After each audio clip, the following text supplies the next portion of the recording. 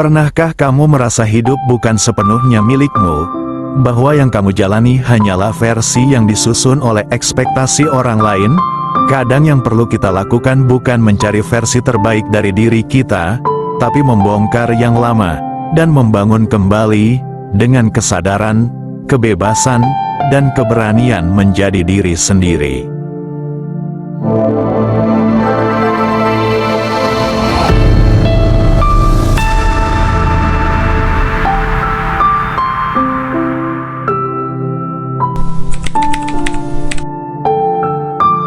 Merekonstruksi diri, melangkah melampaui waktu dengan kebebasan menuju integrasi sebagai revolusioner.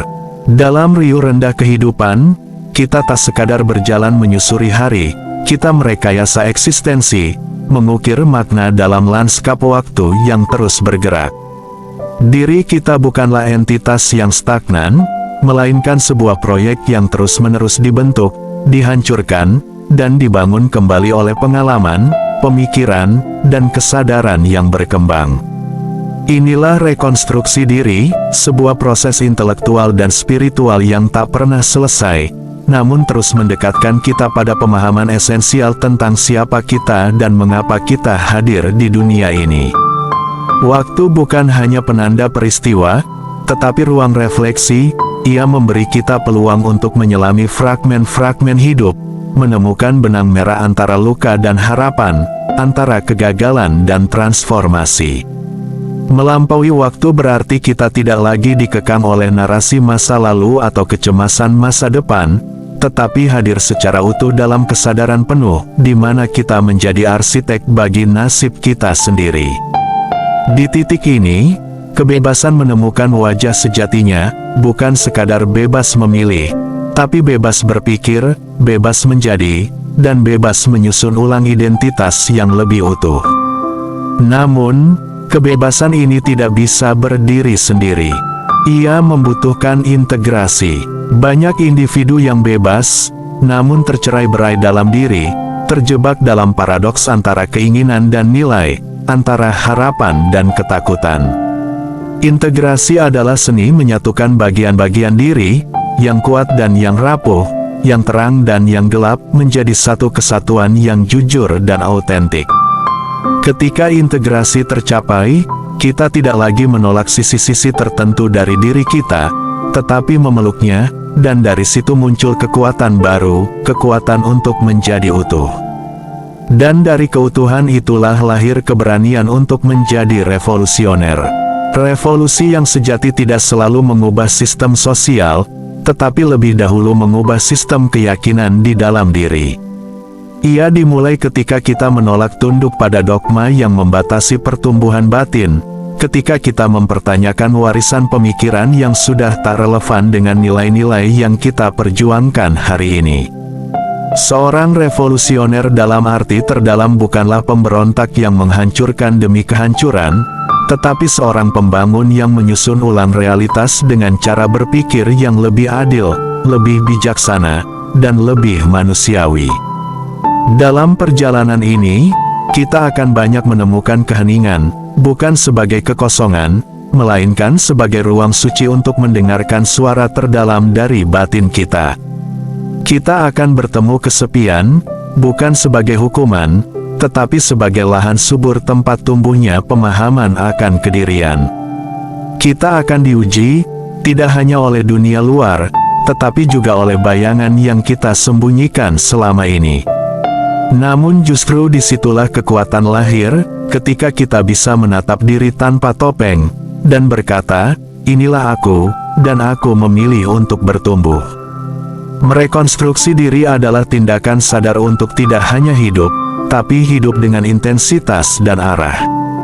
Melangkah melampaui waktu adalah keputusan untuk tidak lagi menjadi budak penyesalan atau penantian, tetapi menjadi pejalan yang teguh, yang tahu kemana ia hendak menuju.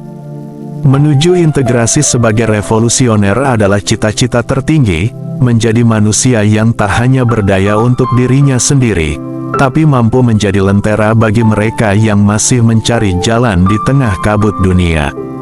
Karena pada akhirnya, hidup bukan tentang menjadi sempurna, tapi tentang menjadi utuh.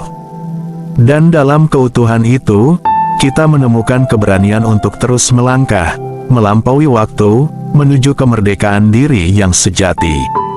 Menyatukan fragmen eksistensi dalam kesadaran yang memerdekakan.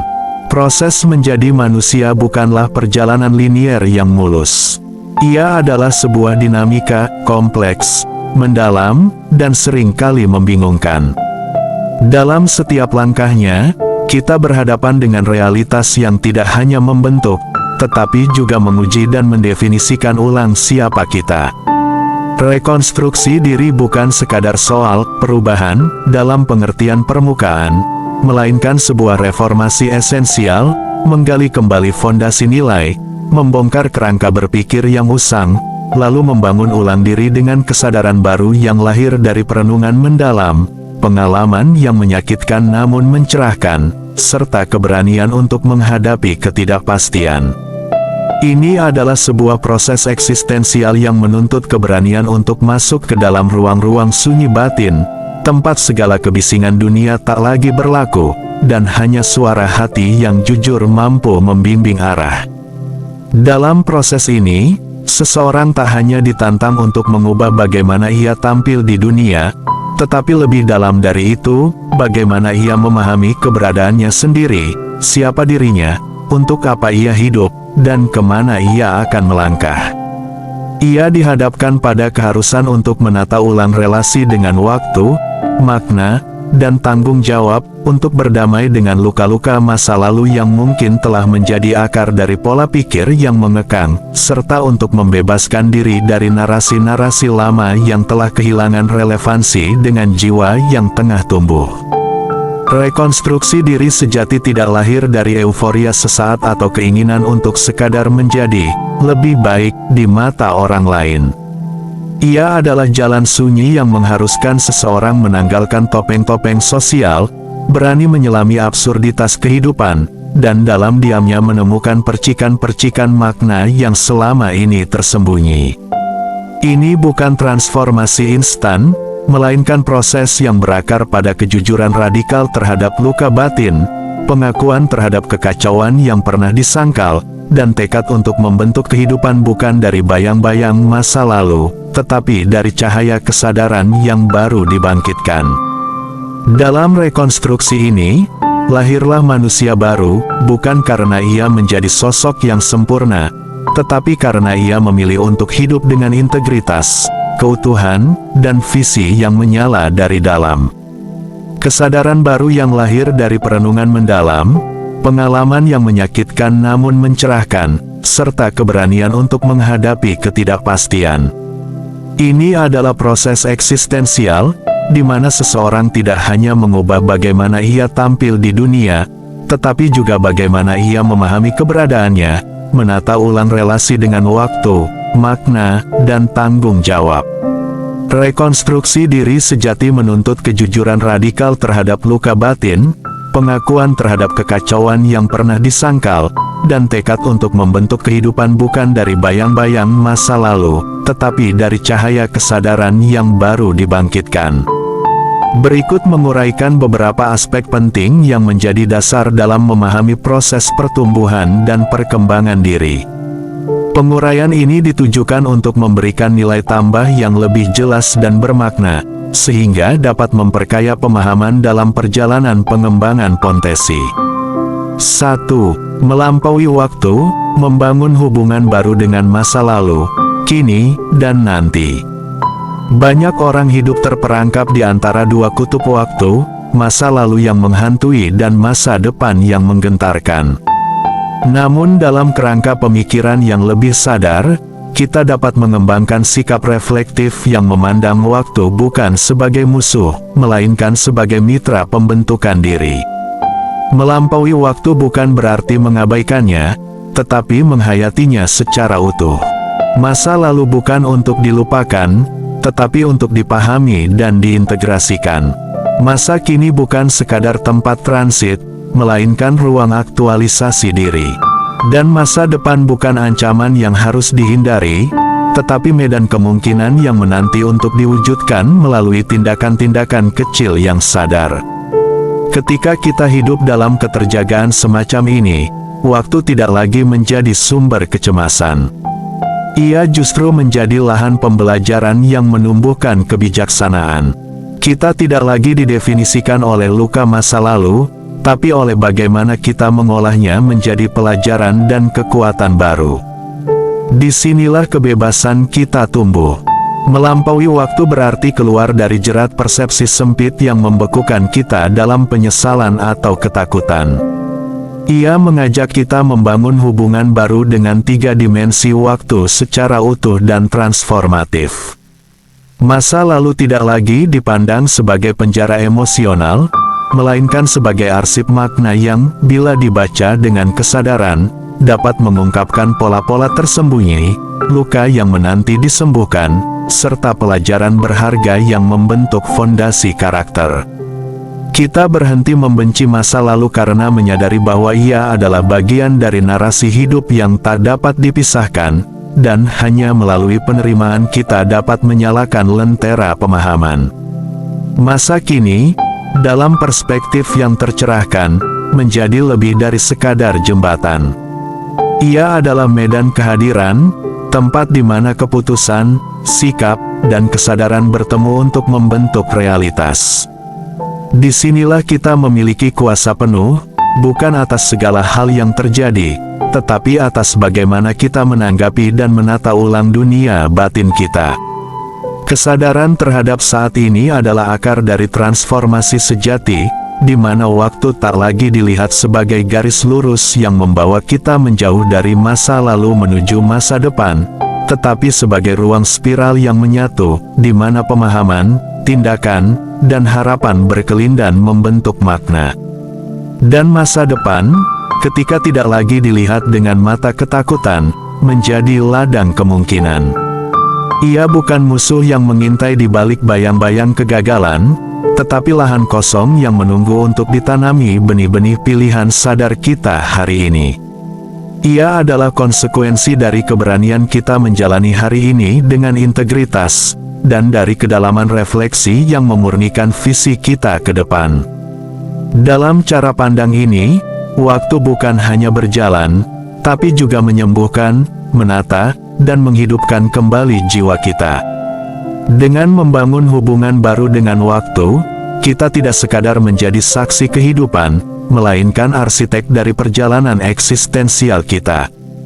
Kita menjadi pribadi yang tidak berlari dari masa lalu, tidak dibutakan oleh masa depan, dan tidak terlelap dalam masa kini, tetapi yang menghidupi semuanya dalam kesadaran utuh.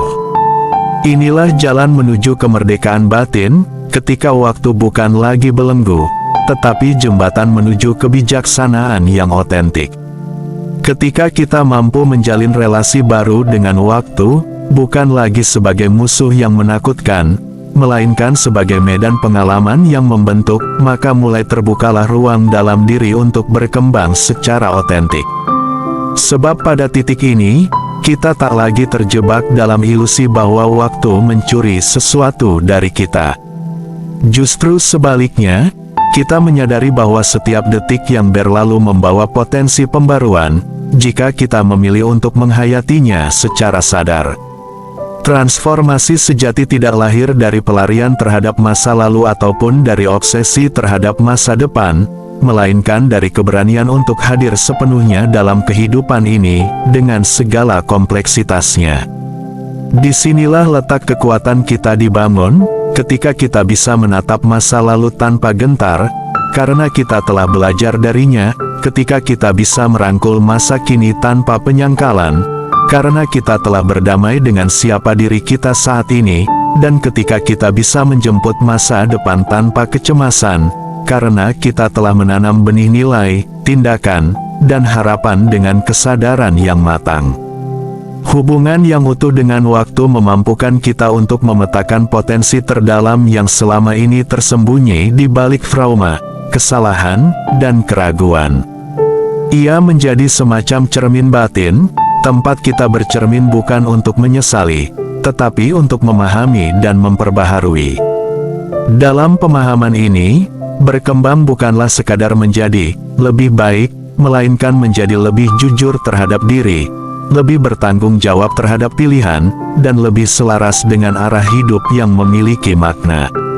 Melampaui waktu, pada akhirnya, bukan tentang berlari lebih cepat, tetapi tentang memahami ritme kehidupan dan menari bersamanya dengan kehadiran yang penuh. Ketika seseorang mulai menghayati waktu secara utuh, ia tak lagi menjadi korban keadaan, melainkan penggagas arah. Dan disitulah potensi sejati mulai bertumbuh, bukan karena ia dipaksakan, tetapi karena ia diizinkan untuk hidup, berkembang, dan menemukan bentuk terbaiknya dalam ruang kesadaran yang menyatu dengan arus kehidupan. Dari kesadaran yang tumbuh melalui hubungan baru dengan waktu, kita mulai memahami bahwa potensi bukanlah sesuatu yang kita kejar di luar diri, melainkan sesuatu yang kita bangkitkan dari dalam melalui proses yang jujur, reflektif, dan penuh integritas. Masa lalu memberi kita pelajaran, masa kini menyediakan ruang untuk bertindak, dan masa depan menantikan konsistensi kita dalam merawat nilai-nilai itu. Di dalam kontinuitas waktu yang dihayati secara sadar, karakter terbentuk bukan dari ambisi, tapi dari kedalaman visi tentang siapa kita dan untuk apa kita hidup. Inilah titik balik dari perkembangan autentik, saat kita tidak lagi mendasarkan pertumbuhan pada tuntutan dunia luar, tetapi pada kesadaran akan panggilan batin yang mendalam. Ketika luka masa lalu tak lagi menjadi alasan untuk berhenti, tetapi menjadi bahan bakar untuk memperkuat ketahanan diri. Ketika masa kini tak lagi dilewati dengan tergesa, tetapi diresapi dengan ketekunan dan niat yang jernih. Dan ketika masa depan tidak lagi ditakuti, karena kita tahu bahwa arah hidup kita sedang dibentuk oleh langkah-langkah yang bermakna hari ini. Kita tidak lahir sebagai pribadi yang utuh, tapi kita diberi peluang untuk menjadi utuh, melalui pilihan-pilihan kecil yang kita buat dalam kesadaran waktu. Pilihan untuk memaafkan, untuk terus belajar, untuk tidak menyerah ketika proses terasa lambat. Pilihan untuk tetap berdiri ketika keadaan mengguncang, dan untuk tetap berjalan ketika keraguan mencoba menenggelamkan. Setiap pilihan yang kita buat dalam momen sekarang adalah benih yang akan mekar dalam waktu yang akan datang. Maka, membangun hubungan baru dengan waktu berarti juga membangun komitmen terhadap pertumbuhan yang bersumber dari dalam, bukan sekadar dari hasil. Melampaui waktu, dalam makna yang terdalam, adalah melampaui narasi lama yang membatasi. Ini adalah kebangkitan eksistensial, saat kita sadar bahwa hidup bukan tentang mengejar kesempurnaan, tetapi tentang membentuk keutuhan, dengan keberanian untuk menyusun kembali serpihan-serpihan diri menjadi sesuatu yang bermakna. Dan dalam proses itu, potensi kita tidak hanya tumbuh, tapi menjadi terang yang menuntun langkah kita menuju kehidupan yang lebih sejati. Ketika kesadaran kita terhadap waktu semakin dalam, dan potensi diri mulai bangkit dari ruang batin yang telah direkonsiliasi, maka tahap berikutnya adalah integrasi nilai, sebuah proses menyatukan pengalaman, keyakinan, dan visi hidup ke dalam pola hidup yang utuh dan berkesinambungan. Kita tidak lagi hidup dalam fragmen-fragmen peran yang terpisah antara siapa kita di masa lalu, apa yang kita perjuangkan hari ini, dan apa yang kita harapkan di masa depan. Sebaliknya, semuanya mulai menyatu dalam satu garis keutuhan yang membentuk identitas sejati. Integrasi nilai bukan hanya tentang menyusun prinsip-prinsip moral yang abstrak, tetapi tentang menghidupi nilai-nilai itu secara nyata dalam relasi, dalam pekerjaan, dalam cara berpikir, dan dalam cara kita memandang penderitaan. Kita mulai menanamkan keberanian, bukan hanya dalam keputusan besar, tetapi juga dalam kesetiaan terhadap hal-hal kecil yang benar. Kita menumbuhkan kejujuran, bukan hanya kepada orang lain, tapi juga kepada diri sendiri, mengakui apa yang belum selesai, tanpa menghakimi diri, tetapi tetap berkomitmen untuk melangkah lebih sadar. Dari titik ini, arah hidup kita tidak lagi ditentukan oleh standar eksternal, oleh ekspektasi sosial, pencapaian material, atau pengakuan orang lain. Kita mulai menyusun arah hidup berdasarkan resonansi terdalam, apa yang bermakna bagi jiwa kita, apa yang mencerminkan nilai-nilai yang telah kita pahami melalui proses transformasi itu. Kita berhenti membandingkan jalan kita dengan jalan orang lain, karena kita telah menemukan keunikan misi kita sendiri, yang tak bisa diukur dengan kecepatan, tetapi dengan kedalaman dan keaslian. Melampaui waktu, membangkitkan potensi, dan mengintegrasikan nilai-nilai berarti menjadi arsitek kehidupan yang sadar. Kita membangun masa depan bukan dari kecemasan, tetapi dari kejelasan batin. Kita tidak lagi mengejar arah, tetapi menciptakannya dengan kesabaran, dengan ketekunan, dan dengan penghormatan terhadap ritme pertumbuhan yang alami. Inilah kemerdekaan yang sejati, ketika kita tak lagi dikendalikan oleh waktu, tetapi bersinergi dengannya untuk mewujudkan kehidupan yang mencerminkan siapa diri kita sebenarnya. Dan dalam keutuhan ini, potensi kita tak hanya bertumbuh sebagai kapasitas individual, tetapi juga sebagai kontribusi. Sebab setiap manusia yang hidup dengan kesadaran utuh, secara alami akan memancarkan pengaruh, menginspirasi, menyembuhkan, membimbing. Inilah jejak yang ditinggalkan bukan oleh ambisi, tapi oleh kehadiran yang autentik. Maka, kehidupan yang dijalani dengan kesadaran terhadap waktu, nilai, dan potensi, akan menjadi kehidupan yang tidak hanya utuh bagi diri sendiri, tetapi juga bermakna bagi keluarga, lingkungan sosial dan dunia. 2. Kebebasan sebagai kesadaran, bukan pelarian. Kebebasan sering disalahartikan sebagai bebas dari tanggung jawab, atau kebebasan untuk berbuat tanpa batas. Padahal, kebebasan sejati adalah keberanian untuk bertanggung jawab atas diri sendiri, atas pikiran yang kita pilih untuk pelihara, atas emosi yang kita izinkan mengalir, atas tindakan yang kita ambil dalam kehidupan sehari-hari. Kita menjadi merdeka bukan saat kita mampu melepaskan diri dari aturan, tapi saat kita mampu menyusun nilai-nilai sendiri yang berakar dari pemahaman mendalam terhadap diri dan realitas. Kebebasan bukan soal menjauh dari struktur, tapi menciptakan struktur yang selaras dengan integritas batin.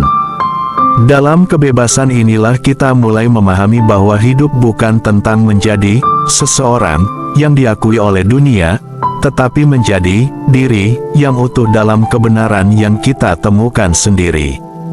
Kebebasan sebagai kesadaran menuntut kita untuk hadir secara penuh dalam setiap pilihan, bukan melarikan diri dari ketidaknyamanan hidup. Ia bukan tentang menghindari aturan, tetapi tentang menyadari mengapa kita memilih untuk hidup dengan cara tertentu. Dalam kesadaran ini, kebebasan menjadi proses batin yang membebaskan kita dari ketergantungan terhadap validasi luar, dan menuntun kita ke dalam ruang tanggung jawab yang tulus, di mana setiap tindakan mencerminkan kedalaman pemahaman, bukan dorongan sesaat. Kita mulai menyadari bahwa menjadi bebas berarti menjadi matang secara spiritual dan emosional. Artinya, kita tidak lagi dikendalikan oleh impuls, kemarahan, atau luka yang belum disembuhkan. Sebaliknya, kita menjadi pelaku aktif yang mengelola kehidupan batin dengan ketenangan dan kejujuran. Di sini, kebebasan bukanlah pelarian dari kenyataan, tetapi kemampuan untuk menatap kenyataan dengan jernih dan menjawabnya dengan integritas. Dalam perjalanan menuju kebebasan sejati, kita akan diuji oleh godaan untuk menyalahkan, oleh desakan untuk mencari jalan pintas, oleh keinginan untuk menyerah ketika nilai-nilai kita diuji oleh kerasnya hidup. Namun justru di sanalah kebebasan diuji dan diperkuat, ketika kita memilih untuk tetap berdiri dalam nilai, meski tanpa tepuk tangan, ketika kita tetap berjalan dalam kejujuran, meski sendirian, ketika kita tetap bertindak dengan kasih, meski dunia menawarkan kebencian yang lebih mudah. Kebebasan sejati akan melahirkan pribadi yang utuh, tidak tergantung pada pencitraan, tidak dikendalikan oleh rasa takut, dan tidak kehilangan arah saat dunia tak sesuai harapan. Ia melahirkan keteguhan yang tenang, yang tumbuh bukan dari penolakan terhadap aturan, tapi dari penciptaan makna yang dilandasi pemahaman terhadap diri, tanggung jawab, dan hakikat hidup itu sendiri. Di titik ini, kebebasan bukan lagi tujuan, tetapi wujud kehadiran sadar yang membentuk cara kita berpikir, merasakan, dan bertindak. Kebebasan adalah kesediaan untuk terus berkembang, bukan karena dipaksa, tetapi karena kita memilih untuk hidup dengan kualitas yang lebih dalam dan bermakna. Kebebasan yang berakar pada kesadaran bukanlah akhir, melainkan awal dari suatu tanggung jawab yang lebih dalam, tanggung jawab untuk menghidupi kebenaran yang telah kita temukan, bukan hanya untuk diri sendiri, tetapi juga dalam relasi kita dengan dunia. Ia bukan sekadar hak untuk memilih, tetapi keberanian untuk menanggung konsekuensi dari pilihan itu dengan lapang dada dan kebijaksanaan yang terus bertumbuh. Maka kebebasan sejati selalu mengandung unsur integritas, sebuah keselarasan antara apa yang kita yakini, kita pikirkan, kita rasakan, dan kita lakukan. Dalam kerangka spiritual, kebebasan menjadi jalan penghayatan eksistensi. Ia membawa kita pada kesadaran bahwa setiap langkah hidup bukan hanya soal menggapai pencapaian duniawi, tetapi tentang bagaimana kita menyelaraskan diri dengan nilai-nilai yang lebih tinggi, nilai kasih, keadilan, ketulusan, dan pengabdian. Disinilah kebebasan menjelma sebagai tindakan sakral, ketika kita memilih untuk tidak sekadar hidup demi diri, tapi hidup sebagai representasi dari nilai-nilai kehidupan yang luhur. Ketika seseorang hidup dalam kebebasan yang demikian, ia tidak lagi didorong oleh reaksi, tapi digerakkan oleh visi. Ia tidak lagi terjebak dalam ketakutan akan kegagalan atau penolakan, sebab kesadaran telah membawanya melampaui kebutuhan untuk diterima. Ia bertindak bukan untuk membuktikan diri, melainkan untuk menyatakan nilai yang diyakini, dengan ketenangan, dengan keteguhan, dan dengan kesediaan untuk terus belajar. Kebebasan spiritual mengajarkan bahwa tindakan kita adalah bentuk doa yang hidup. Pilihan-pilihan kecil dalam keseharian, untuk tetap jujur ketika godaan datang, untuk tetap sabar saat disalahpahami, untuk tetap peduli meski dunia tampak acuh, menjadi perwujudan dari kebebasan yang berintegritas. Ia tidak dramatis, tapi radikal. Tidak mencolok, tapi transformatif. Ia mengubah dunia bukan dengan kekerasan, tapi dengan keteladanan. Maka, dalam kebebasan yang dilandasi kesadaran dan spiritualitas, kita tidak hanya tumbuh sebagai pribadi yang kuat, tetapi juga sebagai jiwa yang mampu menciptakan harmoni di tengah kekacauan. Kita tidak hanya menjadi baik, tetapi menjadi otentik, mengakar dalam nilai, terbuka dalam kasih, dan teguh dalam jalan kehidupan yang telah kita pilih secara sadar. Dalam kebebasan yang menyatu dengan kesadaran dan spiritualitas, lahirlah ketangguhan batin, bukan dalam bentuk kekerasan hati, tetapi dalam keutuhan jiwa yang telah melalui penyulingan nilai dan pemurnian motivasi. Kita mulai mengerti bahwa hidup bukan tentang bertahan dengan ego yang rapuh, tapi tentang merawat keberanian untuk tetap lembut di tengah kerasnya dunia, tetap jujur saat kebohongan lebih menguntungkan, dan tetap setia pada proses saat hasil belum terlihat. Ketangguhan ini tidak dibentuk dalam satu malam, tetapi ditempa dalam perjalanan panjang kesadaran, saat kita bangkit dari keterpurukan bukan karena dunia memberi kita harapan, tetapi karena jiwa kita telah memilih untuk tidak menyerah. Kita berdiri bukan karena keadaan mendukung, tetapi karena nilai yang telah kita bangun lebih kokoh dari rasa takut kita. Disinilah kebebasan berubah menjadi kekuatan yang tidak mengguncang dunia dari luar, tapi menegakkan dunia dalam diri. Dalam proses ini, konsistensi menjadi wujud nyata dari kebebasan yang telah terinternalisasi. Kita tidak lagi hidup berdasarkan suasana hati, tetapi berdasarkan komitmen terhadap nilai yang kita yakini.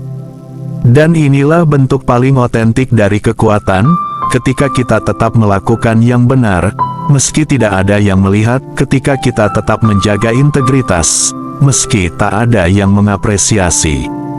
Karena kita tahu bahwa arah hidup kita bukan ditentukan oleh keramaian, tapi oleh kesetiaan kepada suara batin yang telah terbentuk dari kesadaran spiritual yang jernih. Konsistensi bukan berarti tanpa jatuh, tapi berarti tetap bangkit setiap kali jatuh, dengan hati yang lebih bijaksana, pikiran yang lebih dalam, dan jiwa yang semakin merdeka.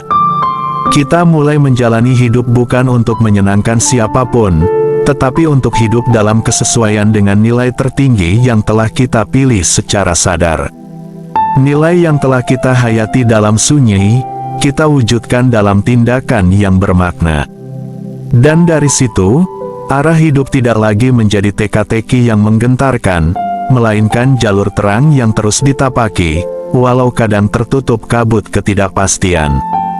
Namun kita tahu, selama kita berjalan dalam kejujuran, integritas, dan kasih, kita tidak pernah benar-benar tersesat.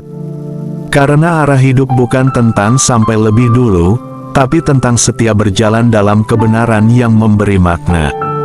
Ketika kita hidup dalam kebebasan yang bertanggung jawab, dalam kesadaran yang konsisten, dan dalam spiritualitas yang menyatu dengan tindakan, maka pelan namun pasti, kita mulai menyentuh inti dari makna kehidupan itu sendiri. Makna bukan lagi sesuatu yang kita cari di luar diri, dalam prestasi, pengakuan, atau keberlimpahan materi, melainkan sesuatu yang perlahan tumbuh dari dalam, dari kehadiran yang penuh, dari keterhubungan yang otentik, dan dari kontribusi yang lahir dari kedalaman jiwa. Makna sejati lahir saat kita menyadari bahwa keberadaan kita bukan kebetulan, dan perjalanan kita bukan sekadar rangkaian peristiwa acak. Ada keteraturan batin yang terbentuk dari kesediaan kita memahami luka sebagai guru, kegagalan sebagai proses, dan pencarian sebagai panggilan. Hidup menjadi sebuah narasi yang terus ditulis, bukan dengan tinta ambisi, tetapi dengan jejak refleksi, ketulusan, dan keberanian untuk menghadapi segala ketidaksempurnaan dengan cinta yang utuh. Dalam kesadaran ini, kita mulai melihat bahwa diri kita bukan pusat dari segalanya, tapi bagian dari jaringan makna yang lebih besar, yang melibatkan orang lain, lingkungan, dan bahkan realitas yang melampaui dimensi fisik. Spiritualitas yang hidup di dalam kesadaran tidak memisahkan kita dari dunia, melainkan menyatukan kita dengan esensinya. Kita tidak lagi merasa asing dalam kehidupan, karena kita telah menemukan tempat kita dalam harmoni semesta, sebagai insan yang hadir untuk merawat, membangun, dan memaknai. Dari titik ini, hidup menjadi ibadah yang terus berlangsung. Bukan dalam ritus semata, tetapi dalam tindakan sehari-hari yang dipenuhi kehadiran dan niat yang benar. Memahami, mendengarkan, memberi, menciptakan, semua menjadi bentuk nyata dari kehidupan yang dijalani dengan makna. Dan makna yang seperti ini tidak pernah dangkal, sebab ia tidak dibentuk oleh ego, tapi oleh kesadaran yang menyadari keterbatasan, lalu memilih untuk tetap mencintai dan bertumbuh. Disinilah kita menyentuh kedewasaan spiritual, saat kita berhenti bertanya, apa yang bisa dunia berikan padaku? Dan mulai bertanya, apa yang bisa aku hadirkan bagi kehidupan ini? Pertanyaan itu tidak membuat kita kehilangan diri, tapi justru menemukannya. Karena di dalam memberi, kita terhubung. Di dalam berkontribusi, kita menjadi utuh. Dan dalam menghidupi makna, kita bukan hanya menjadi pribadi yang sadar, tetapi jiwa yang membimbing bagi diri sendiri, dan bagi dunia. Demikianlah akhir perjumpaan reflektif ini. Semoga uraian ini dapat menjadi prasarana pengetahuan yang mampu mendukung pertumbuhan, menjadi cahaya kecil yang menuntun langkah dalam perjalanan menuju kehidupan yang lebih bermakna. Dan apabila perjalanan ini dapat menyentuh benak kesadaran, izinkan langkah-langkah berikutnya menjadi jembatan menuju pemahaman yang lebih dalam di video-video selanjutnya dalam pengembangan nyata. yang membantu setiap individu memperkuat karakter, serta membangun kehidupan lebih bernilai. Dengan pendekatan yang berpijak pada pemikiran kritis sekaligus praktis, kami berharap dapat memberikan dampak positif melalui wawasan yang membentuk pola pikir yang lebih produktif, serta menghadirkan solusi nyata dalam menghadapi tantangan kehidupan.